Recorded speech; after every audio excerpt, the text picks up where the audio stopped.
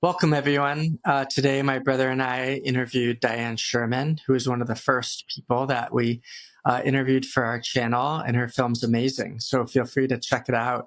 Today, we pick her brains about her near-death experience, about how she integrated it afterwards, and kind of the work that she's done as a healer and spiritual practices with different people in the world. So check it out. Let us know what you think, and we hope you enjoy. Great. Well, welcome, Dianne. Thanks so much for joining us today. It's always lovely to be with both of you. Thanks for having me. Yeah. So for our audience, some of whom might not know your story, your actual near-death experience, we thought we'd start by just asking you to kind of do a brief overcap, as hard as that might be, just in a couple minutes about telling us your near-death experience in a nutshell. Okay. And I'll make a plug really quick for those of you that haven't watched Dianne's video on the channel. Please check it out, because that's the more formal presentation where she tells all the details and whatnot. But here, yeah, if you could give us a brief summary of it, and we'll go from there. So 1981, I went in to have arthroscopic surgery to repair damage I had done 10 years before. And it was very simple, straightforward surgery.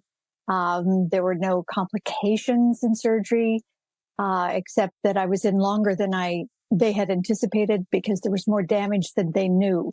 So what transpired through the surgery was that my blood pressure I have low blood pressure, and it went low, and I had a near-death experience in recovery. I flatlined in recovery, and it was an interesting experience for me because I thought I was lucid and coming out of medication and whatnot, and realized that they were working on the person next to me, calling her by my name, and I reacted to it. And subsequent to that, I ended up being at the bottom of her bed, at the foot of her bed, looking up, and it was me. And I realized something had transpired, but I wasn't worried about it in any way, shape, or form. And from there, I was extricated up into the corner of the room. And I'm now watching everything that they're doing. And from there, I was pulled into this darkness, this abject blackness. And as a kid, that was a big deal for me. I was afraid of the dark. And so I kept thinking, if I can just find a little glimmer of light, I will be okay. Because the fear as a kid was being blind. And so having this little glimmer of light would save me. I knew I would be safe. And so I just struggled to see if I could see something like that. And I did. And I fixated on it, and it started to grow and grow. And pretty soon the light was everything. And I felt like I was moving with the light. And as I'm sort of moving through the light, and I'm feeling all this amazing, you can't put words to what it is. It's all feeling. And part of it's like coming home. Part of it's like being cherished. Part of it is like nothing you've ever experienced in your life. So I'm coming through the light, and the light parts, and there are 2 rows of monks in brown robes on either side as I'm coming through. And the one at the end speaks to me and says, "You cannot stay. It's not your time." And I'm saying, "But I've just gotten here. This is the place I've always dreamed of or yearned for or wanted to be in. You can't send me back."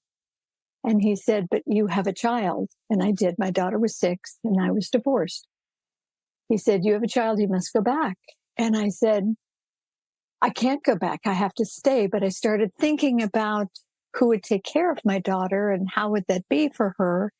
And I realized there wasn't anybody I felt safe taking care of her. And in that instant, I was back in my body.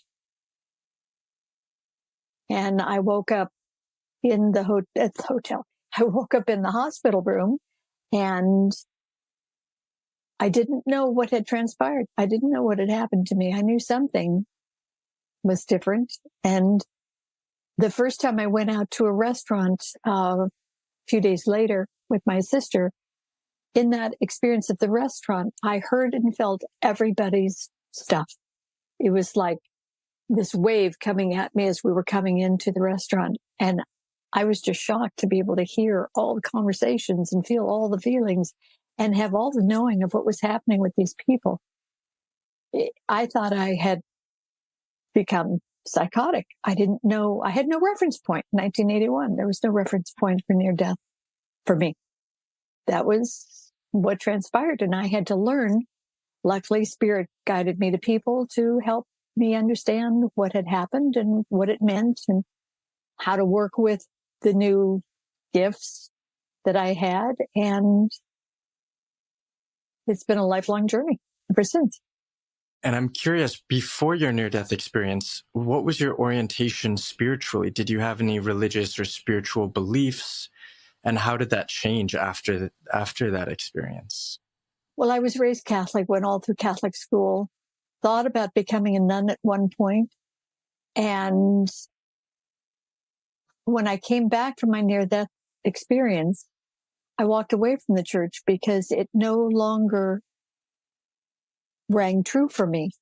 It felt like all of the fear that I had been raised with in the church and all of the dogma was untrue, because what I experienced on the other side was unconditional love. And this sense of they don't want anything from us. They want to give to us. When I say they, it's the universe for me. The universe loves us unconditionally and just wants our happiness. And there are no expectations for us to get something done, get something right. There's none of that. There's no judgment. And for me, growing up in the Catholic Church, it was all about judgment. I think I was spiritual in nature, but I didn't know what that meant at that time. And it's interesting too, you had the monks, where your near-death experience was focused on these monastic figures. And you, in your full story, you talk about seeing into the hood of one of these monastic figures and seeing, having a beautiful experience. It was, yeah. Do you think that's related? That's why maybe you experienced the monks in your NDE? I do. I think they do whatever's analogous to the person so that it's not so overwhelming and frightening. I think, if I wanted to say something sort of silly, they throw us a bone. They make it as easy or as dumbed down as possible for us, so that we are not shocked beyond belief, so that we feel sense of comfort. When I saw the monks, I was comfortable. If it had been priests, no. But the monks, yes. They were very benign in my educational system and in my experience as a kid, visiting the different churches in California that, were all run by monks. That was part of what we did. And so, yeah, it was lovely seeing them. I'm curious, Dianne, one thing that we noticed our audience really enjoyed, we noticed that, sometimes there's themes in the comments people will make. And one of them was really appreciating this line. You might not remember this, but there was a line you had in your film, in the film we did with you, where you said, you were talking about life in the world and you said, it's going to be yummy. And you were talking about like just this description of the world as a safe place, as a place that's supposed to be filled with joy, and not, you really brought this perspective that I think the world can be hungry for. There's so much fear and judgment, as you've said. You brought this really playful quality and this talk about this is supposed to be fun. This is supposed to be yummy. And we noticed some of our audience referring to that and wondering if you could share a little bit more about that in your perspective. Well, and that awareness was a real shock for me because, as you know from my story, I had lots of trauma growing up and the world was not a safe place for me and it was not yummy. I mean, I grew up with a lot of lovely experiences with my family as far as, they could afford to do wonderful things and they did. And that was lovely. And I'm grateful for all of that. But the emotionally yummy things, I did not experience until my near-death experience and had a taste of, it doesn't have to be like this. It can be like this. and the awareness that we have the right to create it. We have the ability to create it. Our thoughts create experience. Our thoughts become things, and having that, it was like a gift that somebody said, here, play with this, do it your way. And it is yummy. We can have a good time here. We aren't meant to suffer. If we're suffering internally, it's because there's some kind of connection to the ego or whatever, and we're feeling whatever our insecurities are, those are getting triggered, those tender places are getting activated, and we need to just settle ourselves down. It's like with partners or people you're close to. Oftentimes you have a momentary bad experience because maybe you're taking on their energy. Maybe, you've enmeshed with them emotionally in a way that you're feeling all of their stuff and it's making you feel terrible, and you don't know why you're feeling terrible. So when you realize that you can clean that up, clear that up, separate that stuff out, and go back to your own divine, yummy feelings inside, it just levels the playing field. You just have a much better time of it because you're always operating from a happy place or a happier place or a more grounded, contented place. And that's lovely. Before I had my knee operated on, I knee jerked through my life. I, responded, like that through my life. Now I'm the observer. I don't have to get in there and play in all the stuff that gets interacted with. I can choose to just watch and listen. Somebody's having a bad time. I don't need to mesh with them. I don't need to go into sympathy with them and feel all their stuff. I can have empathy and compassion and hold space for them to right themselves so that we can play together on a better level. These are choices we need to learn how to interact with. We need to teach children how to hold their own energy, to have discernment of what's mine and what's yours, and take ownership of our stuff, our pain, suffering, whatever it is, our insecurities, and work with them instead of throwing them into the mix of relationships. We don't have to do that. I'm curious, after your near-death experience, how did you retrain yourself to kind of control your thoughts, or like this quality where you're saying you learned that our thoughts are so powerful and we don't have to be so serious? And did it come naturally afterwards, this reorientation, or did you have to kind of catch yourself and be like, oh, right, I want to choose kindness or love? Or I had to catch myself. Yeah. It didn't come naturally. Sort of the natural good stuff came much later on, years later after the NDE, when I got to a certain level within myself. Then the good stuff started kicking in. But I had to do the grunt work, really do the grunt work. And I was lucky and blessed with finding people who could show me the way and who had a different way of thinking, who were spiritual, and said, you don't have to look at it that way. You can look at it this way. And when you look at it this way, it takes the pressure off of it and it gives you an opportunity to do something different with it. And so having that awareness, it was becoming awake and aware, being present, learning to be in the moment, being in the present. That thing that we do is, it's like fear. If fear is all a projection of what's coming, what do I do about that? And how am I going to handle if that happens? And driving yourself crazy with that stuff. Or we go into the past and we relive all the things that we weren't happy about.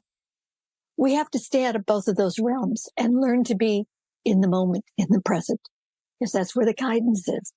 It's when you get to the place where you can hear the guidance, feel the guidance, and just line up with it. And you do it as much of the day as you can. And sometimes you'll catch yourself listening to your head, but that's the monkey mind. It's not some wise guru up there. Anything that's speaking negatively to you is your monkey mind. Your high self would never speak like that. Your guides, mentors, masters, angels, whatever you believe in about that, they only speak lovingly. So yeah, it took time.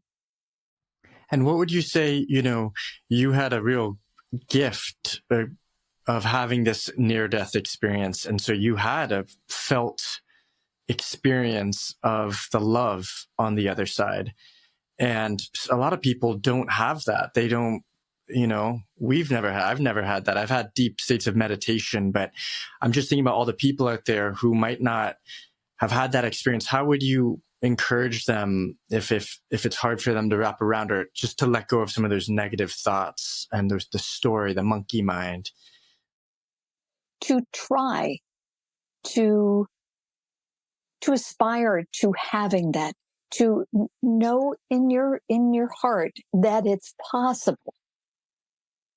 Hold that as something you're going towards, is being in that yummy state.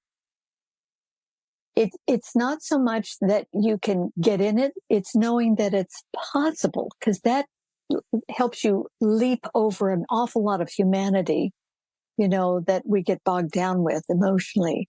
I said to the universe that I needed to be able to have some semblance of that unconditional love feeling being back in human form, or I couldn't stay. It was too painful not to have some of that.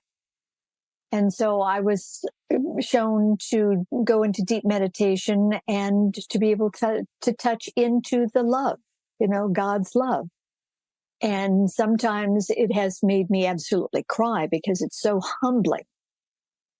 And it's just knowing that that is possibly out there makes it easier to get to it. Because really what we're doing is we're learning to touch into the love for ourselves. Because that's the direct conduit, is our loving self. And I find that when I'm not loving myself, when I've stepped out of the good space of myself, I have to work really hard to get back in there, because it's only when I'm in there that my life flows, that I feel the yumminess, that I feel the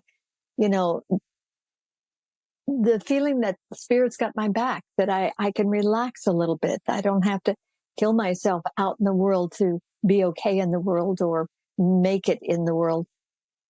So it's choosing to believe that the universe exists. It's choosing to believe that the universe loves us. It's choosing to believe that we are worthy. It's choosing to know that it's our birthright to be happy. Everybody suffers. Babies come in crying. I think they come in crying because they realize, oh my God, what did I do again? I'm here again. I can almost envision them doing that, because it's a shock being in human form. It was a shock for me, being back in my body. There was something so uncomfortable. But yes, we can do it. We can all do it. We can all find the way. Focus on little things that make you happy, or moments with somebody you love that makes you happy, and build on that. We have a right to be happy. And I think a lot of people, myself included, there is like some hidden deep narrative or voice that's like, I don't know if I deserve this, or to actively try to cultivate it. It's like we're almost resigned to suffer, and I feel like we need to suffer. And that is kind of a Christian concept too. So maybe that's deeply rooted in our culture and worldview. But I just think that's a pretty powerful concept, that if we don't believe we have a right to be happy, we're not going to take steps to choose happiness or gratitude. Yeah, you have to know it's out there for you. And, whatever the childhood experience was, because most people have had some form of trauma of some kind, not maybe major, but where they have perceptions of themselves where they don't deserve, or they're not lovable, or they're not good enough, or whatever it is. And, we have to sidestep all of that and know that this is why we're here, is to learn to love ourselves in human form and each other. It's one of the tenets in my world, is to love and be loved. Yeah. Yeah. I mean, that's where the yummy starts. I was struck when you talk about your near-death experience and being on the other side and the love that's there. And you use the phrase, it felt like being home. And Elliot and I talk about this. The reason we named our channel Coming Home is this, because I would say 80 to 90% of near-death experiencers use this phrase of feeling like they're back home. And I was curious if you could just say a little more about what was that intuitive feeling? What made you say that? And it's such a striking concept. I think all of us as a collective have this sense of missing connection of some kind as human beings. I think that's a driving force for a lot of people in having a relationship, that they're going to connect with that person. That person's going to make them feel good about themselves and be happy and all of that. I think the big missing is the connection with God. The second one, the smaller one, is the connection with ourselves. The coming home was reaching that place that made everything all right. You know, for some people, it's a big house or making a lot of money or, you know, having kids or whatever it is. When I get to that place, I'll be so happy. But once you get to those places, it doesn't give you that sense of full happiness that you thought it would in your projection of it. The coming home on the other side fills up every nook and cranny that's ever had a yearning for something. It's like I finally feel loved for who I am. I finally feel acknowledged. I finally feel seen. I finally feel whatever. I'm at peace. I'm at total peace with myself. That's the coming home. There's nothing on the planet like that. But I think we're all yearning for it. Everybody's searching in some way for that same sense of wholeness and completeness.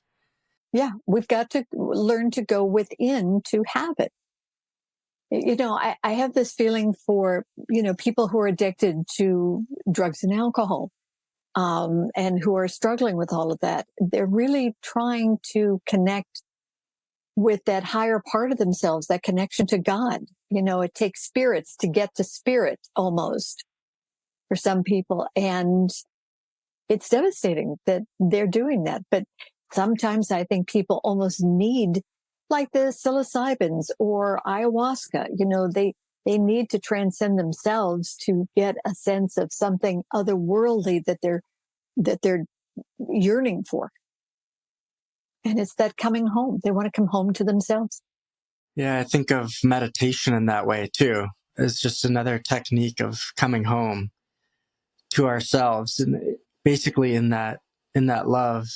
Could you tell us a little bit more about your integration with these kind of abilities that you developed? This, you know, whether it's hearing, perceiving people's internal states or hearing them, and then how you built that into kind of your work now or your practice and what you do with people.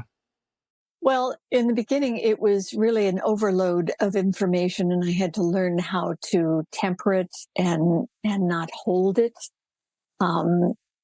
And I would process people's emotions through my body, which made my body very sick. And I had to learn not to do that. That's where I learned about sympathy as opposed to empathy and compassion. Sympathy for anybody who's sensitive is deadly, because you literally mesh with somebody else, and you can feel it in your body and it hurts. I think it was just trial and error. I think it was just time of practice. And, you know, I had always been the kind of person, even as a kid, where people would come to me. So this wasn't new for me, but it was on a much bigger scale, that I had something to really offer to people, because I didn't know why they came to me. I just knew they did. They felt comfortable with me. Then I realized I had this ability to hear, see, sense, what was going on with them. And Spirit was working with me to guide what they needed to hear, what they needed to know. And I learned how to do vibrational healing and clearing, and could remove things from them that were a block or a pain or a something. And it's interesting how it all morphed, and it's gotten bigger and better in the last 15 years, which is funny because my near death was so long ago.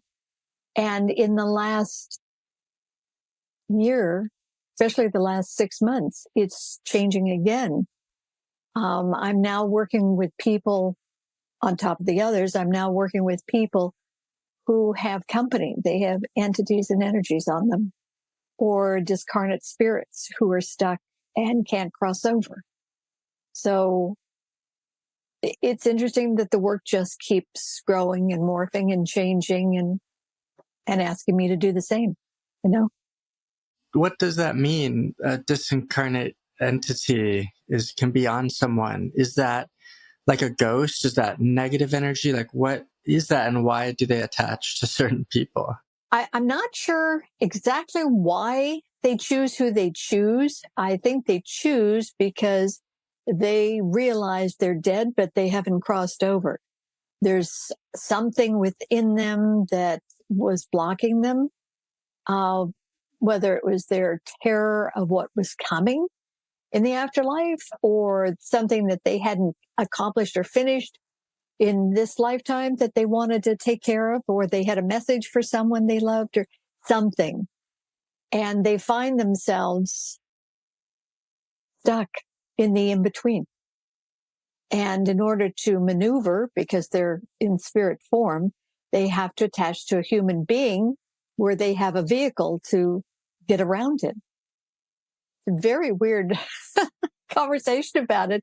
But having had the experience myself numerous times where I've had, company, and I had this wonderful, wonderful man, Wayne, I would call Wayne and I'd say, I feel like somebody's bothering me, because my body would go crazy. My body would be in pain. And I was, attracted to different things, and it changes you. Okay.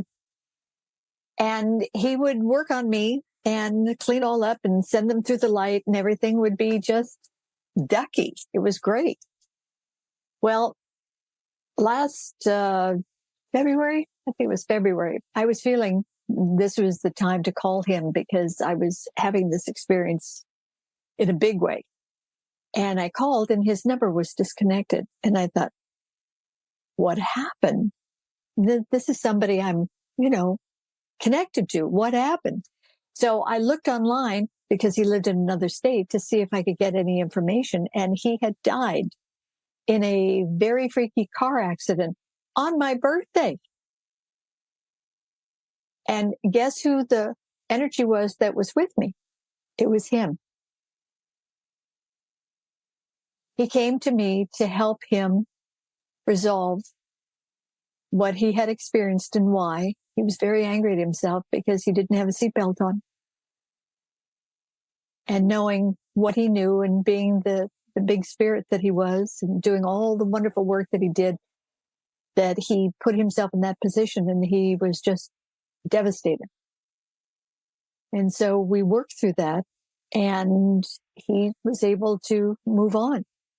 And he has come a couple of times to help me with a couple of clients. So it's interesting how it all comes full circle.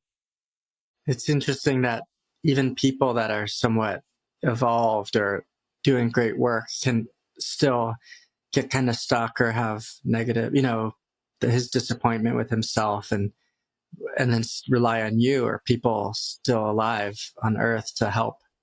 Yeah, there's so many levels to it, I'm sure. We're so connected to each other, on many levels and in many ways. And we're dependent on each other, because it's all one, right? We're all one. We're all coming from source. So, yeah.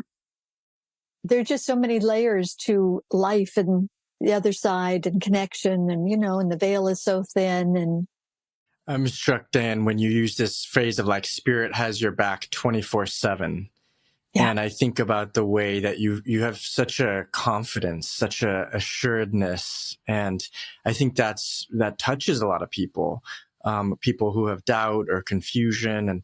And when you say you trust spirit as your back 24/7, it's interesting too, because you talk about moving away from Catholicism or organized religion after NDE.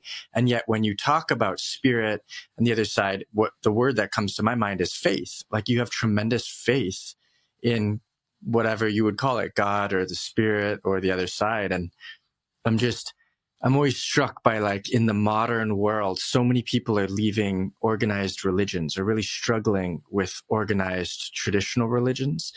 And yet there's an emergence of people who have what we might call faith, but it's just in a fresh, different way. Well, for me, it's gone beyond faith to knowing. I think I had faith before my NDE, and then the knowing came, because when, at least for me, when you're in that experience, you are tapped in and turned on, as Abraham Hicks used to say, to all of the knowledge that is. You don't come back with it, but in the timing that you're there, you can access that. And yeah, you have this sense of knowing. And I think once you have that feeling, it helps you navigate life, because when you have knowing as opposed to faith is like putting it in God's hands. The knowing is knowing God's taking care of it. It's done. I don't even have to think about it. Whatever trauma comes, the knowing gives you that sense of all rightness that, okay, we're in this experience. Now let's see what's going to happen here. I don't worry about it because I know I'm taken care of.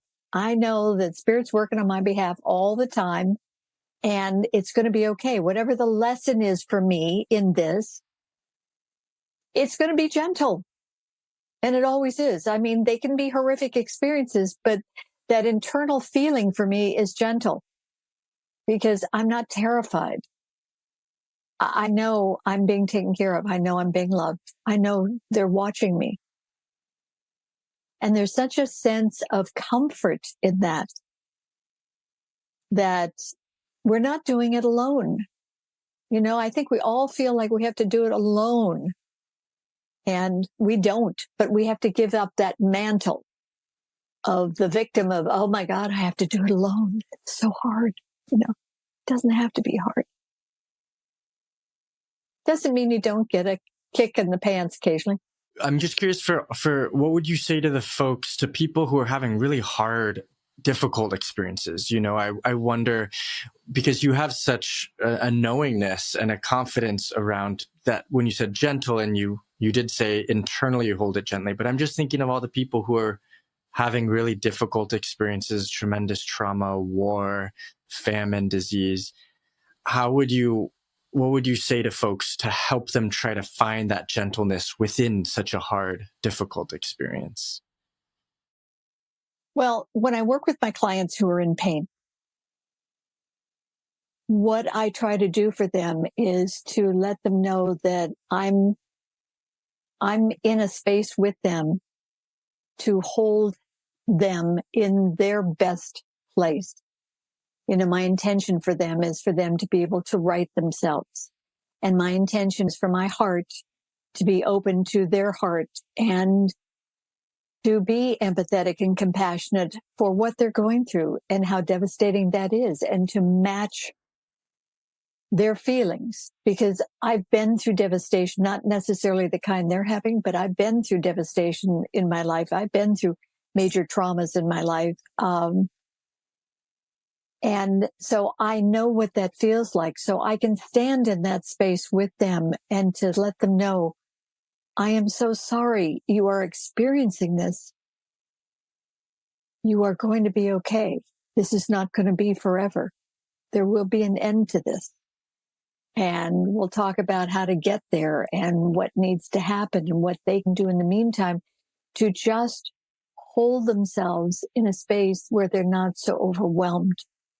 Because I think it's the overwhelm that we get into about experience that takes us down. And the fact that, is it ever going to get better? Is it ever going to be okay? And of course it is, because I psychically can see that, and I share that with them to give them something to hold on to while they're going through the experience. And we talk about, how did we get here? What was that leading up to for them? You know, I'm an old believer in Louise Hay. And of course, I use newer information than that. But all dis-ease in the body comes from the dis-ease we have emotionally within ourselves, the experiences that we've had, whether it's perceptions that got created in childhood or experiences that we've had as adults and how we internalize what that means to us and means about us. All of that sets us up for illness. And if we can work on getting a handle on that and neutralizing it and expressing to the body our gratitude for getting our attention and helping us be aware of it, and telling the body, you know, I got the information. Let's let go of it and let's heal it. You know, let's work on it. Let's just sit quietly and breathe into that space in the body and tell the body you're grateful and you're thankful and all of that, and let it have some space to heal and to come offline. Doesn't have to be online, getting our attention 24/7. But, you know, for some people, the things that they've gone through or the emotion that they've handled or held on to sometimes have to go all the way through the experience, like surgeries and different things, to eradicate it, because it's gone too far to back out of the body. So we just talk about how it's going to be okay, how it's going to make a difference, how, you know, you will feel whole again, you will feel comfortable again, you will be out of pain. You know, it's comforting. It's whatever we can do to comfort. We had a guest, David Bennett, who came on last week, and he talks a lot about gratitude and thankfulness. Like, that was his meditation, is dropping into total gratitude for everything. Basically what you're talking about, the body, even the suffering and the difficulties in our lives, and kind of how radical that surrender is. And I agree. I've tried it once or twice since then, and it's a powerful state. And I think it takes practice as well. It does, but it changes your life. Gratitude changes your life, because gratitude can override anxiety. You know, if you're full of anxiety and you can think about one or two things that you love, that you appreciate, it takes you into a different state. You know, and gratitude is a higher vibration. So it uplifts you physically. You feel better.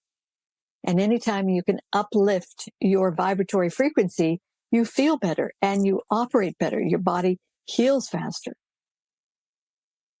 So gratitude, it's my go-to. I wake up in the morning in gratitude for the day ahead, for how yummy my bed feels, you know, how the sheets feel while I'm still in it. How happy I am that I have a pillow that finally just feels so wonderful for my neck. You know, anything we can grab onto, how pretty the sun is coming through the window. You know, I have a crystal and it reflects the light. It's anything that we can just grab onto to say, thank you for giving me these moments of bliss, these moments of joy. Because, you know, after all, it's the moments in life. Yeah.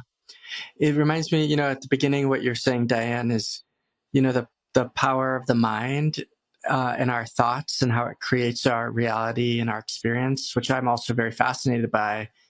And I think there is a vibrancy and energy of certain thoughts, which create certain behaviors and emotions and physical illnesses, and it really is that it's part of me is like, is it almost that simple? I mean, of course it's difficult because we have to keep coming back to gratitude or joy or yumminess, but it's work.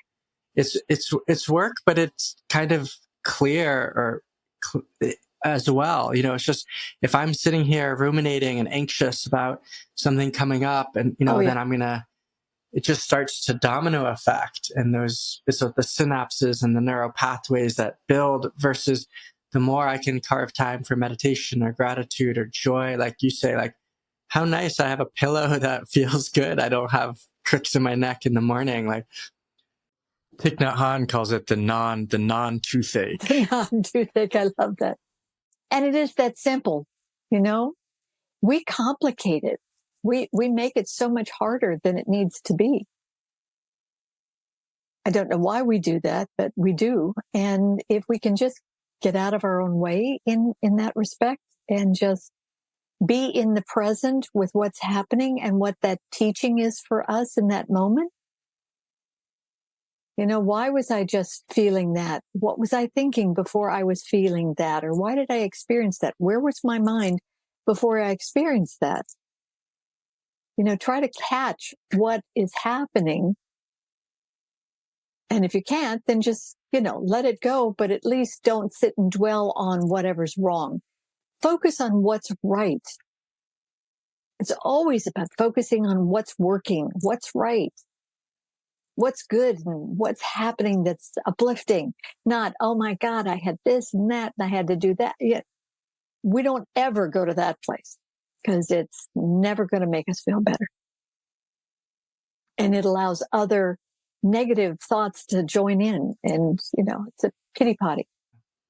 And there's all these studies that have been done that if you visualize the life you want, or these positive qualities, there's a higher rate statistically of those things materializing, whether it's reducing symptoms of an illness or disease, or recovery time from a surgery, or, creating other aspects in your life. So I find it so powerful and exciting, that we actually do have a lot of control over our lives and who we are and what we choose at the end of the day. It's kind of a choice. Much more than we realize. Yeah. Yeah. There's a new thing on Netflix I happened to see the other night with Arnold Schwarzenegger talking. It's a documentary about him. Yeah. And he talked about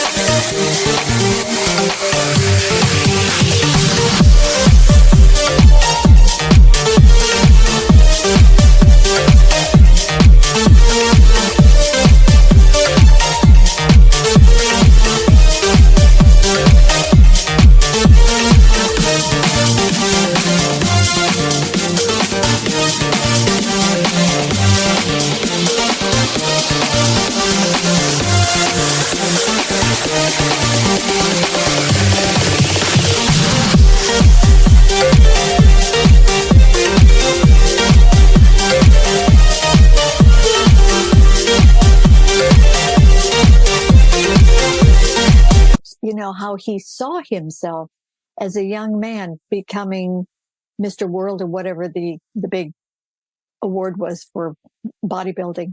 And he said he's always visualized.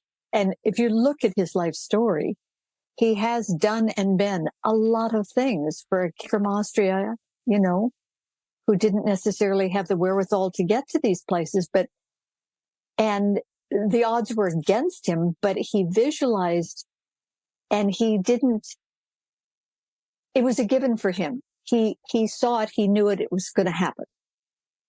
And that's it. You have to see it, own it. It's like when I was moving, I knew where I wanted to move to. I held on to the vision of where it was and what it felt like for me, because the feeling aspect is important. How do you feel when you're having whatever it is you're wanting? And really own it and know that, of course, I can have that. The universe wants my joy and happiness. my needs and wants are to be met. That's the universe's thinking. Our needs and wants are to be met. So we have to own, oh, of course I can have that. I may not know how to do it or how to get there, but that has nothing to do with it. That's the universe's part of the work. I just need to have the desire and ownership of it. It's, in a way, it's in the Bible. In the Bible, Right. The line is like, right, seek the kingdom of God and all else will be added unto you. It's this notion of what you're speaking to, like radical trust that our needs will be completely taken care of. But for some reason, it's so hard, maybe especially in this modern world, to just trust that our needs can be met. Well, we're insecure. We're insecure that it could really work like that. We're insecure that we deserve, as you said before, to have that. You know, for a long time, I had a thing about money, fear of money. I grew up with it. I never was taught how to handle it or what to do with it, but I grew up with it. And I always felt, because my father's, perception of me was less than, that I couldn't manage on my own. And I had to get clear with money and what it meant for me and as something in the world. And I realized that I had all these fear thinking modes about money and what it does and what it doesn't do and all of that. And it's energy. That's all it is. It's just energy. It flows, it flows. It's just energy. But the trick was owning the fact that it was always flowing to me, because that's what money does. It flows to us. Our insecurity, our fear is what blocks it. But owning that it's my birthright. It's my birthright to have my needs and wants met. So it's flowing to me. And once I own that, it's like owning the fact that spirit's got my back. It changes everything.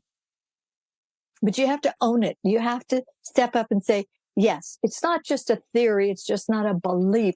I'm knowing this. I'm taking it to the bank inside of myself. Easier said than done, but it's also, I did it in a day. It was one of those moments where you say, yes, I'm going to choose that. And I chose it, and it all changed in a day, in an instant. So you changed your relationship. I did. You changed your relationship to money in a day. I just did. by changing how you think about it. I did.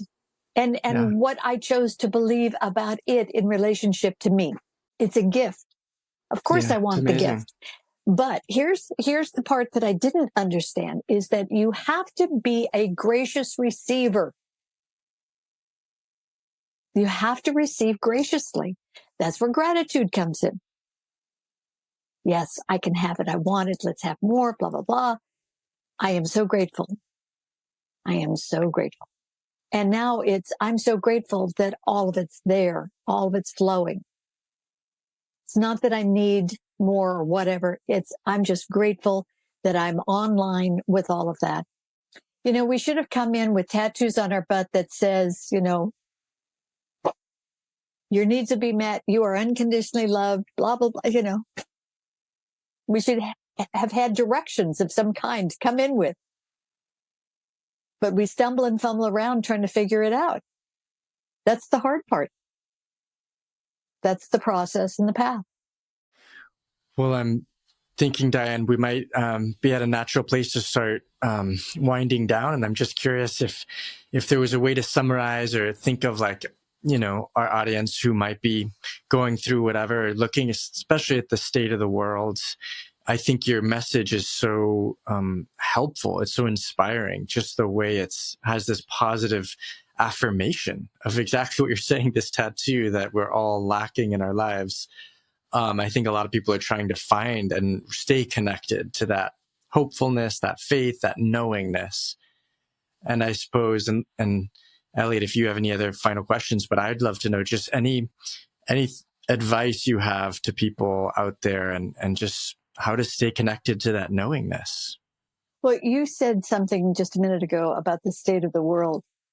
I don't watch or track with that because I have no power in that. The only place where I have power is within me. I show up in the best version of myself every day, that I can. That's my gift into the world. I come every day as clear and clean as I can, with as much joy as I can. And if I'm around people, I'm uplifting, I'm working, I'm doing. That's how I add energy to the world. I think when we get fixated on what's happening in the world as a collective, it doesn't help it, because we go into the woe is me. We have to step back from that, create a world of our own making within ourselves, and then bring that to the party, something that's positive. That doesn't mean you don't join up with other people who are doing amazing things in the world, of course. But I mean, it's the mindset of, it's like, I don't have TV anymore. I have streaming, but I don't have TV because I don't want that onslaught of information. So I think we have to be really choosy about where we put our energy, how we allow ourselves to experience life.